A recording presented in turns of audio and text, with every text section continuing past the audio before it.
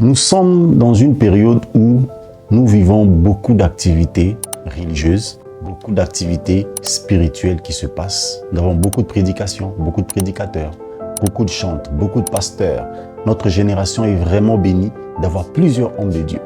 Mais nous avons l'impression de constater qu'il n'y a pas beaucoup d'impact et de transformation des vies. Nous sommes l'un des pays où on prie beaucoup, mais les vies des gens sont toujours les mêmes. Les caractères des gens restent les mêmes. Les gens ne changent pas. On dirait que les gens n'ont pas rencontré Christ malgré qu'on a prêché. Notre génération prêche, travaille, mais on ne vit pas beaucoup de résultats. Et le Saint-Esprit m'a fait comprendre quelque chose. Et cette chose, j'aimerais partager à ma génération pour dire, il y a une des choses qui fait que l'on fait beaucoup de choses spirituelles, beaucoup d'œuvres, d'activités religieuses, mais on n'a pas de résultats, c'est la motivation. Notre génération, la plupart n'ont pas bien établi leur motivation.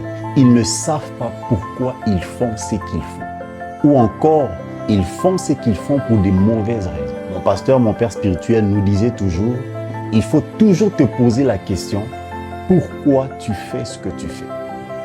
Quelle est la motivation qui te pousse à faire ce que tu fais? C'est quoi l'intention derrière l'action que tu es en train de poser? Ne vous y trompez pas. Prêcher, c'est bien. Chanter, c'est bien. Prophétiser, c'est bien. Une bonne action peut être accompagnée d'une mauvaise motivation. On peut prophétiser, mais pour de mauvaises raisons. On peut prêcher, mais pour de mauvaises raisons. Et ma génération est dans cette affaire. Nous prêchons, nous disons des choses pour épater les gens, pour faire plaisir aux gens, pour être connus des gens, pour être appréciés des gens. Avant, après une prédication, on disait, on est touché par le message.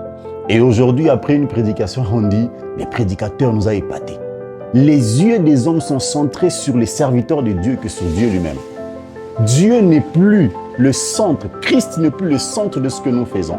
Nous nous servons seulement de Christ pour nous présenter devant les gens.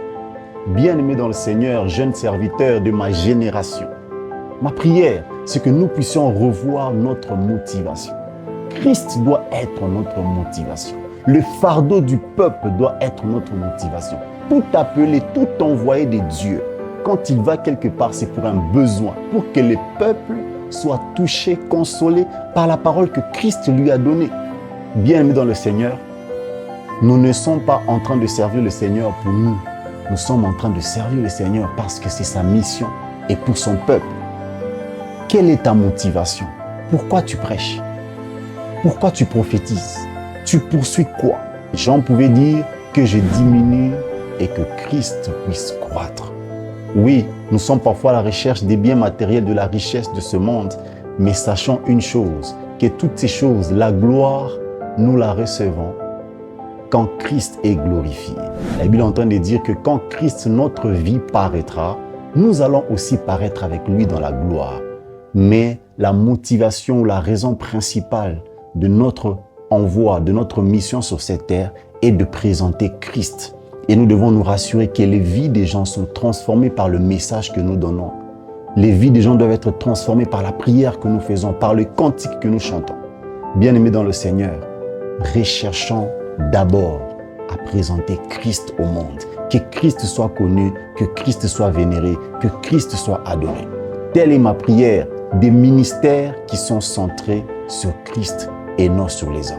Je prie que cela s'accomplisse, que le Saint-Esprit de Dieu nous ramène à ce qui est essentiel, que le Saint-Esprit de Dieu nous mette dans ce qui est utile et nous détache dans ce qui est futile, que nous puissions nous concentrer sur Christ, que nous puissions présenter Christ aux nations, que Christ soit connu, que Christ soit cherché, que Christ soit vénéré. Dans le nom puissant de Jésus, qu'il en soit ainsi. Amen et que le Seigneur vous bénisse abondamment.